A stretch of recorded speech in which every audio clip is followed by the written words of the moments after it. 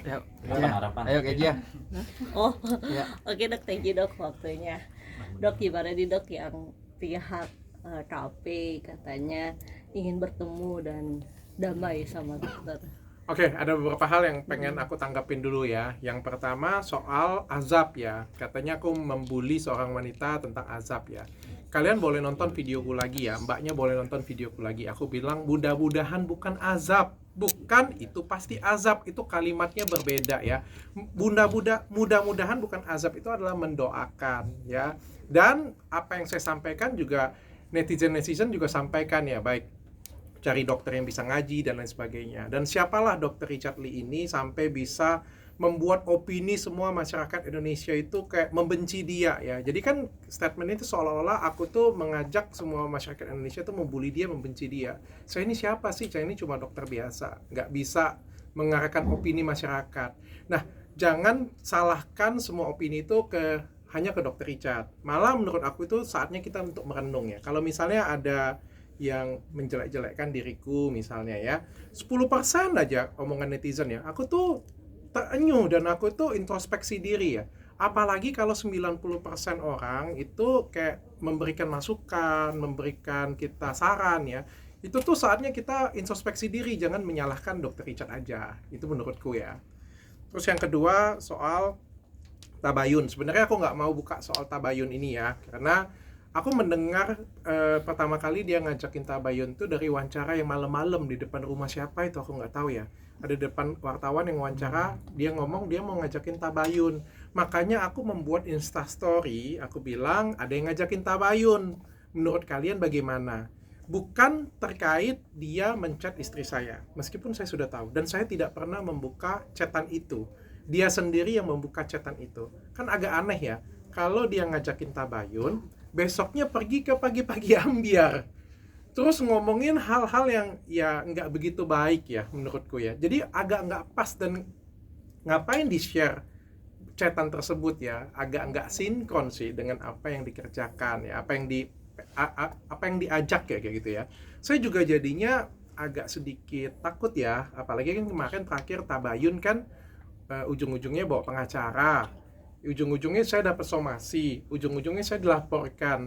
Saya juga takut nih tabayun seperti apa, dan wajar dong bagi saya untuk trauma dan jaga diri saya. Dan ketika saya juga polling, banyak banget masyarakat yang bilang nggak usah dok, nggak perlu. Orang tua saya juga bilang seperti itu, dan keluarga terdekat saya juga tidak mengizinkan saya ya, karena kan track record dan trauma sebelumnya. Mungkin seperti itu ya. Sama yang terakhir, yang ketiga, yang ini harus saya klarifikasi sih, karena ini penting. Dia bilang kan bahwa Dr. Richard itu tidak menang. Kalau tidak menang, apa namanya? Saya juga bingung. Kan dalam pengadilan, pra-peradilan itu saya menangkan semuanya mutlak. Status tersangka saya tidak sah. Disita dengan cara tidak sah. Kasus tersebut itu tidak boleh naik atau tidak layak untuk naik. Ya kalau nggak menang, apa ini namanya? Saya juga bingung. Apakah seri atau ke apa? Aku juga nggak paham. Ya kalau terkait kalau dokter menang, saya dipenjara, ya nggak seperti itu konsepnya, ya nggak seperti itu konsepnya. Karena kan saya tidak melakukan serangan balik, saya tidak melaporkan balik. Ingat loh, ketika dia melaporkan saya banyak kena dampak hukum. Ya salah satunya adalah saya jemput paksa dan sebagainya. Kalau saya laporkan, ya bisa-bisa saja. Tapi dalam segala kerendahan hati saya nggak mau melanjutkan apapun tentang permasalahan ini.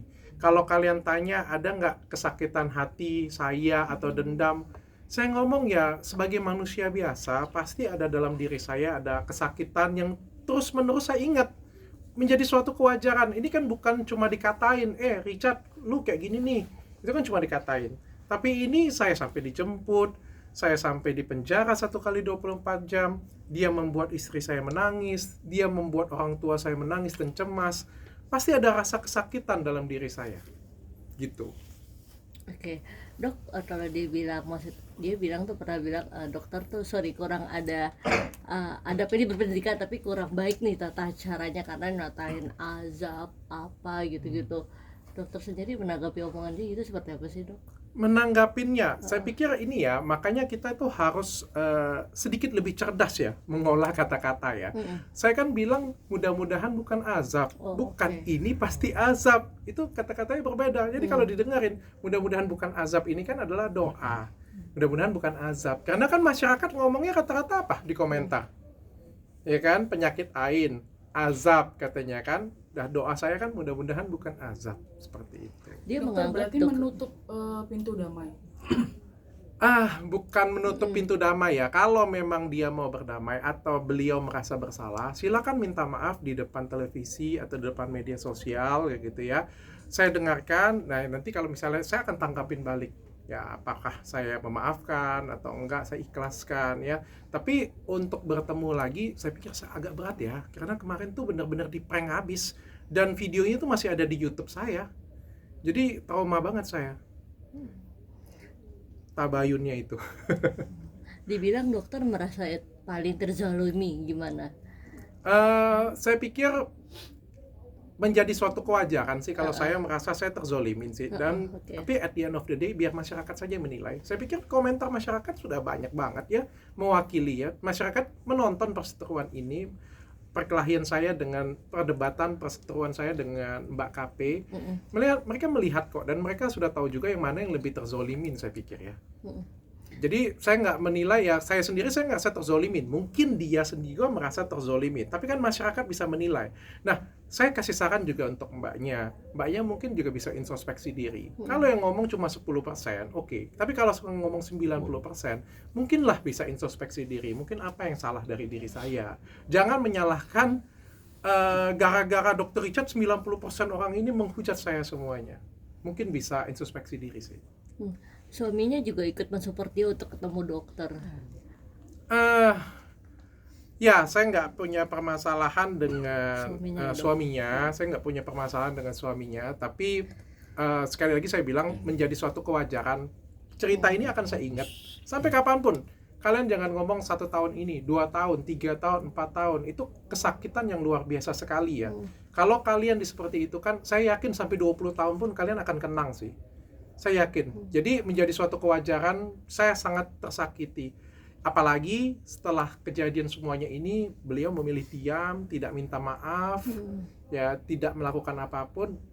Saya benar-benar tersakiti. Ya kalau beliau memang ngerasa bersalah, ngerasa nggak enak dengan saya, atau punya kerendahan hati ingin minta maaf, silakan lakukan di tempatnya. Ya kita nggak perlu ketemu, karena ketemu akan bikin tambah ruwet nanti ya takutnya. Dokter, maaf koreksi kalau saya salah. Beberapa waktu lalu pernah ada statement dari Dr. Richard yang bilang bahwa butuh waktu 2 tahun karena ada trauma. Mungkin dampaknya seperti apa sih dari kasus yang kemarin itu? Wah, dampak dari kasus kemarin tuh luar biasa sekali ya. Saya ngomong dari sisi ibu saya aja ya. Dari sisi ibu saya itu kalau ada mobil yang nggak dikenal, nyampe di depan rumah, itu deg-degan. Itu sensasi seperti itu, waduh, itu sangat berbahaya sekali ya.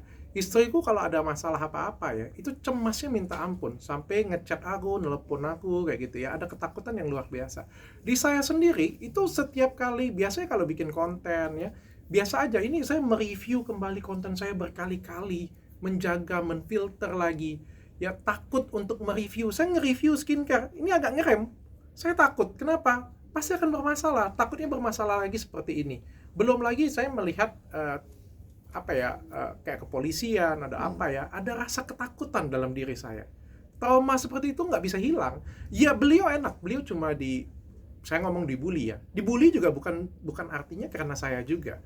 Kadang-kadang kan kita dibully kan harus introspeksi diri, karena saya atau karena diri kita sendiri. Tapi saya pernah dijemput, saya pernah dipenjara, saya pernah di-sel, atau kita balikin aja. Habis itu saya pengen tanya, dia trauma atau enggak? Nah, katanya dia juga ada ketakutan gitu, Dok, karena pernah dilaporkan di Palembang gitu. Nah, aku harus jujur ya ngomongnya. Saya dilaporkan ke Palembang tapi tidak cukup bukti.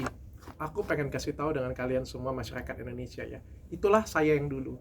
Saya yang dulu adalah saya dokter yang polos, dokter yang tidak tahu apa-apa, dokter yang tidak berteman dengan siapa-siapa, dokter yang tidak punya kekuatan politik apapun.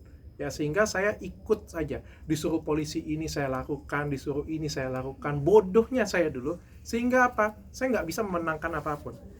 Kondisinya sama, dia ngejek saya, dia juga nyinggung saya kok, dan dia duluan menyinggung saya pakai kata-kata Pak Le kan pada waktu itu kan. Tapi saya nggak bisa melaporkan dia dengan baik. Kenapa? Karena saya nggak punya apa-apa. Tapi kondisinya Dr. Richard Lee yang sekarang, Dr. Richard Lee yang berbeda. Saya punya banyak teman sekarang. Gara-gara dia, saya berteman dengan banyak orang. Saya kenal dengan Hotman Paris, saya kenal dengan orang A, B, C, D yang memperkuat posisi saya. Ya, bukan hanya sebagai seorang dokter, tapi juga sebagai pebisnis dan lain sebagainya. Ya, kadang itu juga yang bikin saya menyesalkan di Indonesia. Ya, hukum di Indonesia ya harus seperti itu ya, harus seperti itu ya. Jadi yang buat masalah kenapa dia nggak bisa naik ya bukan karena nggak bisa naik, karena yang dihadapin dulu adalah cuma dokter biasa, dokter kampung biasa. Dan sekarang saya pikir dia tidak menemukan itu lagi. Saya bukan Dr. Richard Lee yang dulu lagi. Dokter agak sedikit menyayangkan nggak ketika kalian berdua akhirnya tidak bisa menemukan titik damai di tengah? Saya sangat menyayangkan sekali ya, karena sekali lagi kan saya pernah hampir bersujud meminta maaf dengan dia, dan berkali-kali kan saya dari awal cerita ini kan saya sering kali minta maaf, dan minta maaf saya kalau dihitung mungkin lebih dari 10 kali ya. Bahkan di pertemuan terakhir sebelum saya masuk penjara 1 kali 24 jam, saya itu minta maaf hampir bersujud dengan dia dan dengan suaminya. Jadi saya ngerasa plot twist banget sih kalau ada yang bilang kayak damai ini. Orang saya sudah mengulurkan, bahkan saya hampir bersujud, bapak saya yang sakit-sakitan datang minta maaf secara langsung dengan dia. Nggak dimaafin? Kayak gimana coba? Saya sudah pernah datang ke gurunya untuk bantu didamaikan, nggak dimaafin pada waktu itu, kayak gimana? Terus sekarang kalau ditanyain, dok orangnya mau ketemu, mau damai. Ya kalau mau damai minta maaf aja di ujung sana, nggak apa-apa. Kalau tabayun kayaknya saya nggak siap deh. Bukan karena saya nggak mau berdamai ya, saya mau berdamai sih. Tapi kalau disuruh untuk bertemu, bertabayun, terus hasilnya seperti kemarin, saya nggak siap. Saya nggak mau. Ketakutan dokter terbesar apa sih? Maksudnya untuk ketemu dan selain takut di prank lagi gitu ya? Iya, Pak, terakhir gini ya, aku kemarin sebagai dokter biasa, sebagai dokter Palembang ya aku ngomong ya, ketemu dengan seorang artis, wah sukacita sekali ya pada waktu itu ya, mau ketemu dengan artis ini, mau kasih edukasi ke artis itu nih, seneng banget kita. Datang, ketemu, on cam, kamera, sudah terakhir, dia bawa pengacara, terus kasih somasi. Kayak gimana ya rasanya ya? Kalau sekarang ditanyain lagi mau nggak kayak gitu, nggak mau lah. Artinya dengan permasalahan ini dokter membuka jalan perdamaian ya? Tidak. Dari dulu kan juga saya kalau misalnya tidak mau perdamaian, saya sudah pasti akan menuntut balik ya. Di hukum di Indonesia, ketika kamu dipenjarakan, ketika laporan kamu tidak bisa masuk, ketika laporan kamu digagalkan, kamu bisa lapor balik. Dan kamu punya peluang lebih besar daripada dia. Kenapa? Karena ketika saya menuduhkan dia tidak terbukti, kita bisa lapor balik. Itu udah jelas. Dibandingkan laporan dia, laporan saya pasti lebih kuat. Tapi tidak saya lakukan. Itu adalah itikat baik saya. Nggak ada niat dok sama sekali Nggak ada. untuk Dokter, laporin dia. Tidak ada niat memenjarakan dia, tidak ada niat untuk buat dia susah, nggak ada. Tapi kalau dalam hati saya kesel, jujur saya ngomong, ada pasti. Saya manusia biasa. Dokter, tanggapannya ketika dokter disebut nyinyir mungkin seperti apa? Aduh, no comment deh saya deh ya, kayak gitu ya. Wajar sih kalau saya bilang ya, dengan segala kesalahan saya, dengan segala apa yang dia buat ke saya, ketika ada terjadi sesuatu, ya saya melukiskan kesalahan saya seperti itu, menurut saya masih wajar sih. Dokter, mungkin gini, anggaplah mungkin suatu saat akhirnya dokter dan istri luluh gitu, mau ketemu gitu kan, bertabayun. Adakah syarat yang mau dikasih dokter Richard ke pihak sana? Minta maaf di depan media lah ya, depan media. Karena kan beliau sudah banyak menyakitin saya dan keluarga saya juga ya. Jadi silakan minta maaf dengan tulus. Dan sekali lagi saya bilang, kalau nggak mau minta maaf juga nggak apa-apa. Statement saya dari 2 tahun yang lalu ketika masalah ini selesai sampai sekarang juga sama. Saya tidak akan memaafkan dia, lahir dan batin. Saya percaya ada hukum yang lebih kuat daripada hukum di Indonesia, yaitu hukum Tuhan. Biar nanti hukum Tuhan yang akan membalasnya. Kalau Sampai akhirnya beliau minta maaf dan saya memaafkan, baru akan saya cabut statement saya tersebut. Dok, tapi kan dari pihak Habib sendiri kan momennya pas untuk di bulan puasa ini saling memaafkan, Dok. Tanggapan gimana? Ya, lihat dari itikat dia aja sih. Tapi kan dari Habib juga bilang bahwa kalau bisa cowok sama cowok, ya kan sama cewek. Kalau perdebatan dalam konteks masih berlanjut ini, Dok. Saya nggak berdebat itu sih sebenarnya ya, saya nggak memperdebatkan itu. Dari awal juga saya berseteru dengan dia sih, nggak pas ya kalau misalnya sudah 3 tahun berseteru terus tiba-tiba sekarang ngomong ini cowok dengan cowok, cewek dengan cewek kayak gitu punya. Terus kemarin suaminya ada di mana selama aku berseteru selama bertahun-tahun di situ? Ya selama aku bergesekan dengan dia bertahun-tahun sampai hampir di penjara, dianya ada di mana? Nggak ada dia keluarin statement cowok dengan cowok dong, cewek dengan cewek dong, cowok dengan cewek dong. Nggak ada. Tapi katanya ingin damai, bahkan udah ngirim DM ke istrinya dokter juga. Itu DM-nya dibalas atau gimana kemarin? Nggak dibalas, tidak dibaca juga. Jadi kita cuma ngelihat dikit, ngelihat kayak spill aja kan, karena kan masuknya harus di di pinggiran IG ya kayak gitu kan, nggak berteman ya. Jadi cuma dilihat kayak gitu aja, nggak dibaca juga sih. Dan aku juga nggak mau nanggapin itu. Istri juga bilang ya nggak usah deh di capture atau di apa kayak gitu punya. Aku juga nggak mau kasih apa-apa. Makanya aku terkejut begitu di acara TV ditampilkan chat tersebut, terus dikomentarin. Ya kira-kira apakah itu itikat untuk kita mengajak bertabayun? Aku pengen bertanya juga sih, itukah itikat untuk mengajak bertabayun kayak gitu punya. Terus habis itu dikomentarin bahwa ya dia di penjara karena ini. Saya heran ya. Gimana ya? Aku juga takut nih kalau ketemu dengan dia jangan-jangan pakai pengacara lagi nanti. Atau pakai apa nanti? Dokter dengan tidak membalas DM dari sebelah, memutus komunikasi juga. Salah satu cara memutus komunikasi juga dengan dia. Aku tidak memblok, aku tidak apa-apa. Dia pernah ada komentar di Instagramku, ya aku nggak balas. Aku nggak mau balas, aku nggak mau tanggapin itu. Menurutku itu sudah bijaksana sih. Nah, jadi dok sempat kemarin Katut juga bilang katanya kalau permasalahan ini nggak usai, mungkin Dr. Richard Lee nggak berhenti, katanya mau juga dilanjutkan laporan pra peradilan itu seperti supaya katanya biar Dr. Richard Lee berhenti gitu. Silakan. Tapi saya yakinkan Dr. Richard Lee yang dulu itu sudah tidak ada lagi. Dr. Richard Lee yang sekarang itu berbeda dengan Dr. Richard Lee yang dulu. Berarti kalau ini lanjut lagi ke jalur hukum nggak ada masalah? Silakan aja, kalau dia mau, ya saya juga punya opsi itu kok, tenang aja. Mbaknya juga jangan khawatir, saya lebih kuat opsi itu. Boleh silakan berdiskusi dengan pengacaranya juga. Tapi saya dalam segala kerendahan hati saya tidak mau melakukan itu. Tapi kalau mbaknya memaksa seperti itu, saya juga punya opsi itu kok. Nah juga kemarin juga sempat kayak mau sampai kapan sih Dr. Richard Lee mengganggu kehidupan dari Carrefour sendiri, itu Carrefour yang bilang. Nah itu ya, kalau mau sampai kapan saya tidak mengganggu, maka itu saya tidak melaporkan. Kalau saya pengen mengganggu, saya melaporkan. Tapi ada sesuatu hal yang harus saya kenang seumur hidup saya. Saya mengedukasi masyarakat. Saya kasih tahu tentang skincare abal-abal. Saya pernah dilaporin, saya pernah disomasi, saya pernah dijemput, saya pernah di penjara. Hal tersebut harus saya bawa seumur hidup saya. Tenang saja Mbak, podcast saya bertahun-tahun ke depan akan saya bawa terus. Karena itu adalah value dalam hidup saya dan menjadi suatu kewajaran. Denny Sumargo selalu ngomong bahwa dia pernah difitnah untuk menghamilin seseorang. Pada kenyataannya tidak. Akan dibawa sampai kapan? Selamanya akan dibawa. Karena itu adalah value bagi hidup dia. Dan ini adalah value bagi hidup saya. Dan saya berhak membawa ini sampai kapanpun. Dan saya akan ceritakan dengan anak cucu saya. Inilah kebanggaan seorang Dr. Richard Lee yang memperjuangkan untuk ngasih edukasi ke masyarakat sampai harus seperti ini kan. Oke? Oke. Cukup ya? Terima Dok, yang kasih. ID sedikit dok. ID, oke. Iya. Karena ada yang bilang katanya sebenarnya siapapun dokter tidak boleh mempromosikan skincare. Apa gimana sih dok sebenarnya dok? Oke, saya akan jawab ya. Aturan itu bukan aturan baru, itu aturan yang lama ya. Jadi nggak ada hal yang baru di sana. Tapi akankah lebih baik? Ini sebenarnya suatu hal yang baik dilakukan oleh ID. Tapi ada yang lebih baik lagi ketika bukan cuma ngelarang, tapi juga memfasilitasi, memberikan solusi. Orang di luar negeri, dokter-dokter di luar negeri sudah melakukan hal seperti itu. Di Indonesia masih dilarang. Oke, ada permasalahan nih, kasih solusi dong. Ya, kasih himbauan. ya jangan cuma bisa dilarang saja. Dan juga untuk ID, saya kalau misalnya kalau misalnya anggota punya masalah, ya kalau misalnya minta bantuan, dibantu nggak?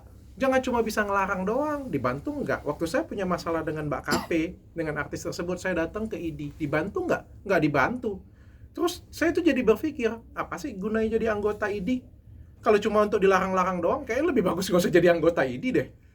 Ya kan? Kalau aku pengen jadi anggota ID adalah aku pengen ikutin aturannya, tapi juga kalau ada apa-apa dibantu dong kitanya, dicarikan solusinya. Mungkin menurut saya seperti itu ya. Dan juga saya ada ngelihat suatu iklan ID melakukan iklan juga nih. Saya kasih lihat nih iklannya nih. Air itu baik, namun pastikan air yang berkualitas, tidak berbau, tidak berwarna, dan mengandung mineral yang diperlukan tubuh. Pesan dari Ikatan Dokter Indonesia, didukung Le Mineral. Bibit banget beneran. Apakah iklannya hanya beberapa dokter saja kayak gitu kan? Ada dokter-dokter yang lain nggak boleh? Ataukah hanya petinggi-petinggi saja? Saya juga pengen bertanya gitu kan. Saya juga menantikan juga kalau misalnya MK DKI mengundang saya, mau kasih hukuman, saya siap kok. Saya siap datang. Tapi saya juga ingin bertanya, ketika saya punya permasalahan hukum dan minta dilindungi, kalian ada di mana? Tapi berarti emang sebenarnya aturannya sudah lama dong. Aturannya sudah lama, dan kata aturan itu kita tuh harus review aturan tersebut. Secara aturan, dokter tuh bukan cuma nggak boleh mempromosikan. Dokter tuh nggak boleh punya media sosial. Dokter tuh nggak boleh punya IG, nggak boleh punya YouTube, nggak boleh masuk TV. Pak, di Korea orang sudah masuk TV. Di Amerika dokter-dokter tuh punya Instagram, punya YouTube. Orang negara semuanya sudah maju. Masa kita mau pakai peraturan lama? Ya kan? Jadi kalau kita mau jangan ketok setengah-setengah dong, yang nggak suka diketok, yang suka diketok kayak gitu punya, nggak boleh dong, harus didengerin semuanya. Makanya saya bilang nggak cuma bisa melarang, tapi juga harus memberikan solusi. Apalagi era kan semakin berjalan ya. Saya tahu apa yang dilakukan juga itu ada aturannya. Saya tahu dengan sangat baik kok. Saya tahu dengan sangat baik. Nah, terakhir Dok, itu aturan itu sudah pernah diomongin atau rombak atau gimana sama dokter? Belum pernah anggota, dirombak. ya. Itu dari dulu kan aturan itu aku pernah dengar waktu kuliah ya. Waktu kuliah dulu memang ada aturan seperti itu punya. Tapi kan zaman sudah berubah sekarang ya. Zaman sudah berbeda sekarang. Yuk, Oke, thank you.